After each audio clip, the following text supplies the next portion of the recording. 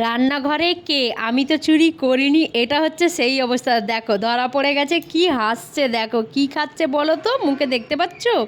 Beetroot অনেক দিন ধরে বাড়িতে একটা পড়েছিল, তো বলছিল মা বিটরুট দিয়ে কিছু করো, তো আমি ভাবলাম বিটরুট দিয়ে পরোটা করব, তাই কেটে রেখে দিয়েছিলাম। আর এ মহারানী বারবার আসছে আর রান্নাঘর থেকে নিয়ে পালিয়ে যাচ্ছে।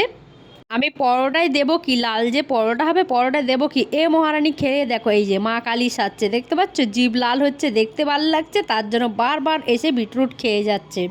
তো ওকে বললাম এই যা লাস্ট, আর কিন্তু পাবি না, কারণ এবার আমি বেটে ফেলবো, এরপর আর দেবো না।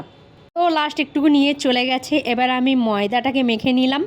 দেখতে পাচ্ছ অল্প একটু কালো জিরে দিয়েছি ময়ামের জন্য, সাদা তেল দিয়েছি, লবণ দিয়েছি, চিনি দিয়েছি আর জল দিয়ে মেখে নিয়েছি ভালো করে। দেখতে পাচ্ছ মাখার পরে কিছুটা এরকম দেখতে হয়েছে, আর কালার চেঞ্জ হচ্ছে, দেখতে পাচ্ছ? যতবার ফোনে ফ্ল্যাশ লাইটটা জ্বালাচ্ছি কিছুটা এই কালার হচ্ছে, আবার ফোনটা যেই কাছে নিয়ে চলে যাচ্ছি বেগুনি কালার হচ্ছে, মানে দেখতে জাস্ট অসাধারণ লাগছে আর কি। এটা রান্না করব কি, এর কালারটা দেখেই আমি মুগ্ধ হয়ে গেছি। আমার মেয়েও বারবার এসে দেখছে মা কালার চেঞ্জ হয়ে যাচ্ছে, দু রকমের কালার হচ্ছে।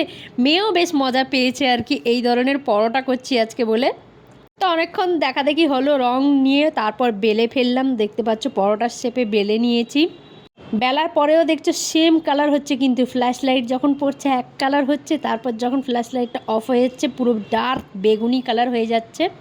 তো বেলার পরেও মেয়েকে আবার ডেকে দেখালাম, দেখ কি সুন্দর কালার হচ্ছে। তারপরে তেল দিয়ে ছেঁকে নিলাম, মানে ভেজে ফেললাম পরোটাটা। দেখতে পাচ্ছ চারপাশে ভালো করে ভেজে নিচ্ছি। আর ভাজার সময় কালারটা, বেলার সময় তো বেগুনি দেখলাম, কিন্তু ভাজার সময় টকটকে লাল কালারটা চলে এসছে। আর এই পরোটাটা খেতে জাস্ট অসাধারণ ছিল। আমার ফ্যামিলির সবাই খেয়েছি, আমরা ফার্স্ট টাইম এটা বানালাম, খেয়েছি, বেশ মজা হয়েছে। তোমরাও বানিয়ে খেও কিন্তু। এত সুন্দর বিটরুট দিয়ে একটা হেলদি পরোটা খাওয়া হলো আজকে আমাদের।